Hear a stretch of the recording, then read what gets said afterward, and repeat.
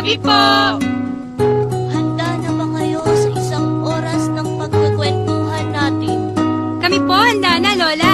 Lola Pura, sigurado pong handa na din ang inyong mga tagapakinig.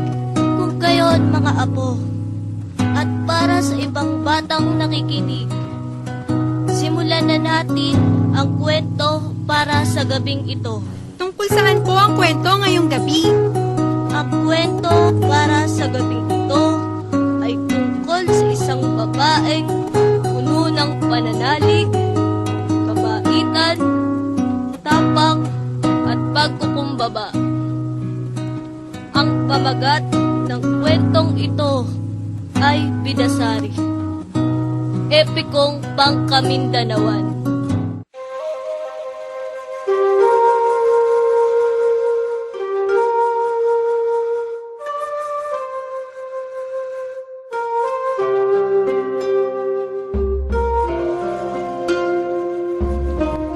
Noong unang panahon ay may isang kaharian sa Kamindanawan na tinatawag na Kembayat. Pinamumunuan ito ni na Sultan Apolaki at Sultana Aginaya na nagdadala ng isang supling sa kanyang sinapupunan. Maunlad, mapayapa at masaya ang kaharian na iyon. Ngunit lahat ito ay nagbago sa isang iglap.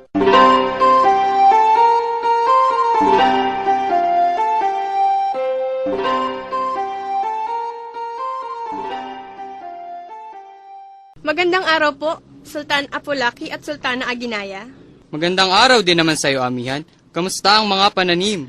Tiyak na magiging maganda po ang ating ani. Mainam. Kung gayon ay layagan mo ang binta at ilayag mo kami kay Impong Buri. At aking ipasusuri ang kalagayan ng aking mana sultana at ang aming supling. Masusunod po, Sultan Apolaki. Walang anuman. Halina, pinakamamahal kong asawa, pumaroon na tayo sa binta. Salamat, mahal kong Sultan.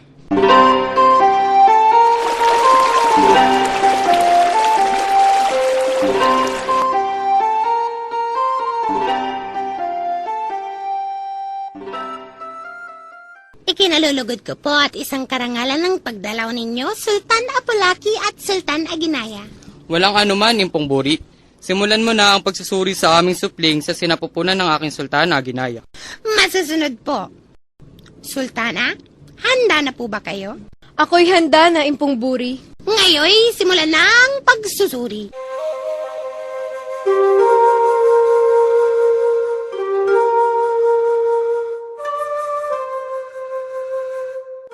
Nasasaad sa pagsusuri na 7 aninaw ng buwan mula ngayon ay may sisilang na ang supling sa sinapupunan ng mahal na Sultana Aginaya. Kung gayon, nangangahulog ang isisilang ko ang prinsesa sa loob lamang ng 7 araw? Kung gayon ay nararapat ng maganda ang ating karian para sa nalalapit na pagdiriwang ng pagsilang ng ating kauna-unahang prinsesa. Sumasang-ayon ako, Sultan Apolaki. Maraming salamat, Impong Buri. Tanggapin mo ang mga kalakal na ito, Impong Buri. Kami ay lalayag na. Maraming salamat po, Sultan. Sultana.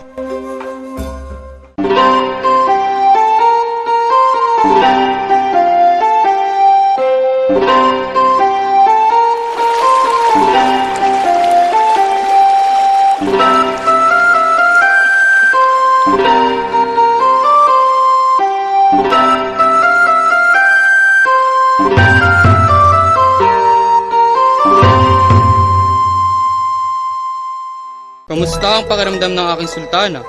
Labis-labis akong nagagalak sa pagdatal ng araw ng pagsilang ng ating prinsesa. Ngunit, ako ay labis na kinakabahan sa oras ng pagluwal dito. Huwag kang mangamba, aking kabiyak. Ang mga biyasa ang siyang bahala sa iyo sa araw na iyon. At natitiyak ko din na tayo ay gagabayan at hindi pa babayaan ng ating pinakamamahal na ala. Tama ka, Sultan. Ang pinakamataas na ala ang gagabay sa atin.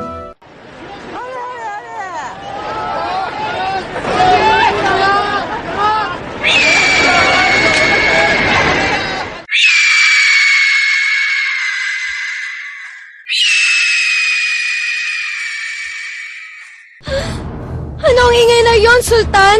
Nagkakagulo ang mga nasasakupan.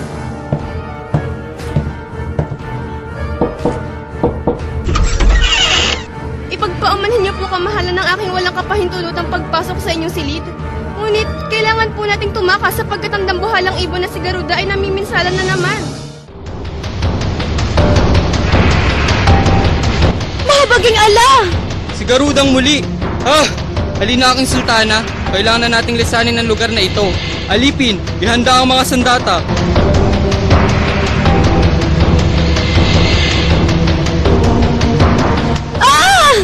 Sultan! Halina!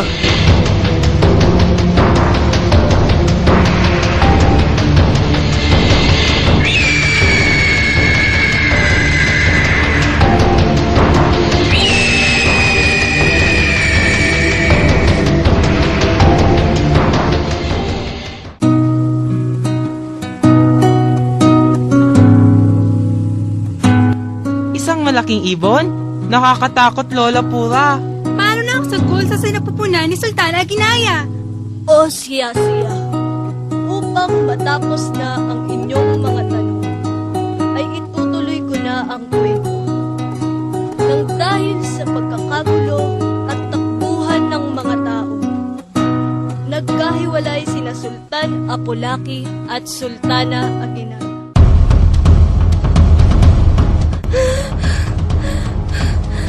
Sultan Apolaki!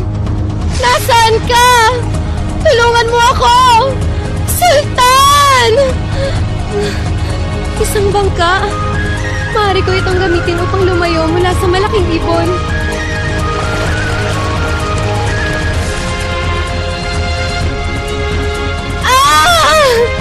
Kay sakit! Tulungan ninyo ako! Ako yata ay magsisilang na ng isang sanggol! Tulungan ninyo ako! Parang awa niyo na! Mahal na ala, kayo na po ang bahala sa akin at sa aking anak.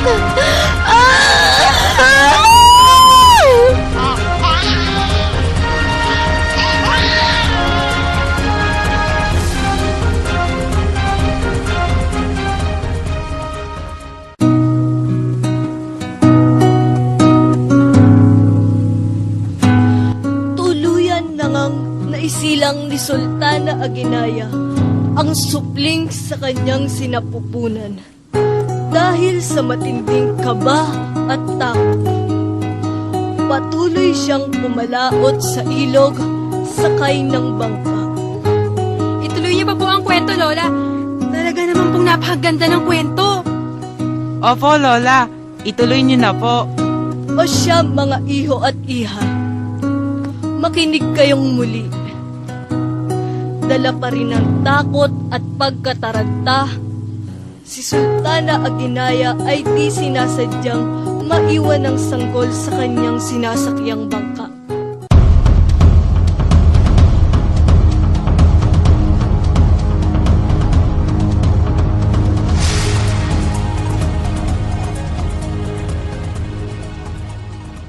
Sultan! Sultan! Mahal kong Aguinaya, natagpuan din kita. Naitaboy na ang dambuhalang ibon na si Garuda. Anong nangyari sa iyo at ikay hapong-hapo? Napahamak ba ang aking mahal? Sultan, akin nang naisilang ang ating prinsesa. Nasaan ang ating prinsesa? Kung gayoy, bakit tumatangis ang aking sultana? Sapagkat nawalay sa akin ang supling natin habang ako'y tumatakas kay Garuda. Mahabaging langit, saang lunan mawalay sa iyo ang prinsesa, mahal ko? Sa ilog, Sultan. Nang ako ay umahon at akmang kukunin ng ating prinsesa ay sumalakay sa akin si Garuda. Kaya't ako ay nagkubli sa sanga ng mga punong kahoy. Nang ako ay magbalik, wala na ang bangka. Pati na rin ang ating prinsesa.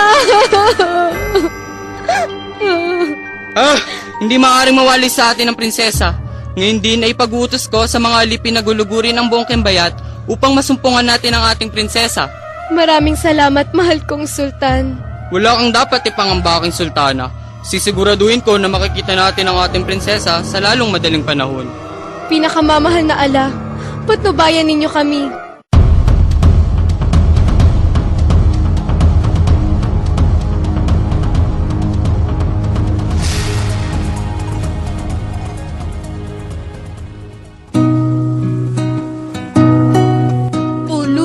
na ngang nawalay ang prinsesa ng Kembayan. Hinanap at hinalughog na ng mga alipin at ultimo ang taong bayan ang buong kaharian. Ngunit sila ay nabigo. Nagpasiya na lamang ang mahal na sultan at sultana na ibaon na lamang sa limot ang pangyayari at magsimulang muli. Ngunit lingid sa kanilang kaalaman.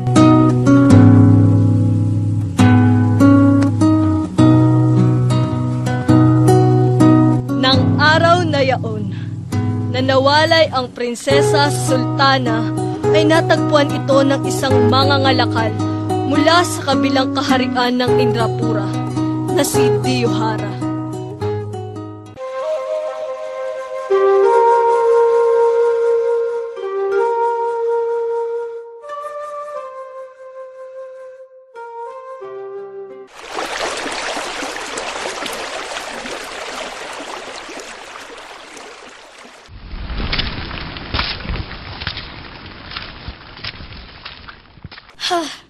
Salamat sa mapagpalang alaat ay taboy na ang ibong Garuda. Makakabalik na ako sa Indrapura ng matiwasay.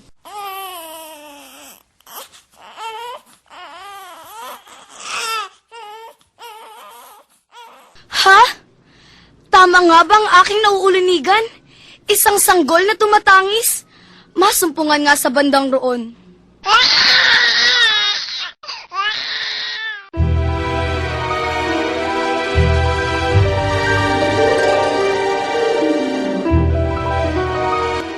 Mahabaging ala!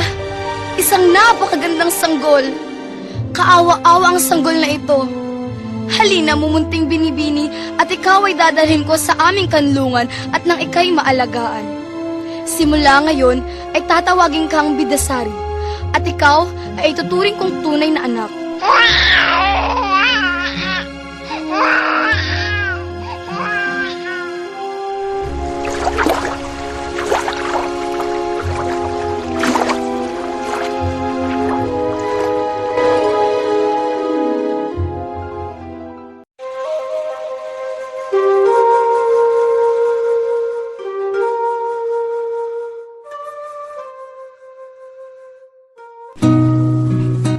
Si Diyuhara mula sa kabilang kaharian ng Indrapura ay natagpuan ang nawawalang prinsesa. Kaya't dinala niya ito sa kanilang kanlungan at doon tinuring nila itong isang tunay na anak na kanyang asawang si Dato Salmalek at pinalaki ito ng maayos at mabuti.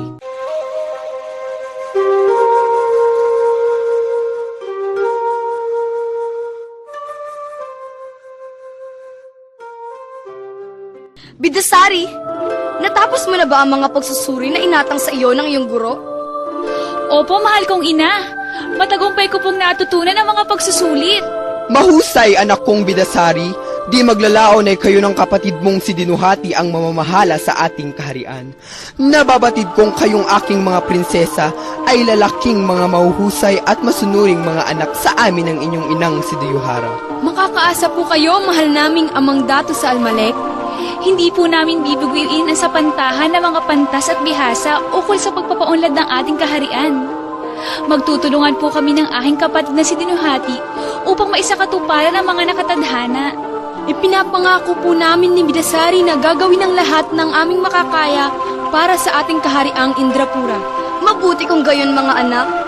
Mula sa kaibuturan ng aking puso, ay nagpapasalamat ako sa pinakamakapangyarihang ala sa pagbibiyaya niya sa akin ng mga busilak na supling gaya ninyo. Naway, patnubayan kayo na mahabaging ala. Tama ka, aking sintang irog na Diyuhara. Purihin ang mahal na ala. Ngayon, mga prinsesa, ay maaari na kayong magpahinga sa inyong mga silid. Ipatatawag na lamang namin kayo sa alipin upang ipabatid sa inyo na handa na ang ating pagsasalusaluhan para sa gabing ito. Salamat po, amang Dato. Halina, Bidasari.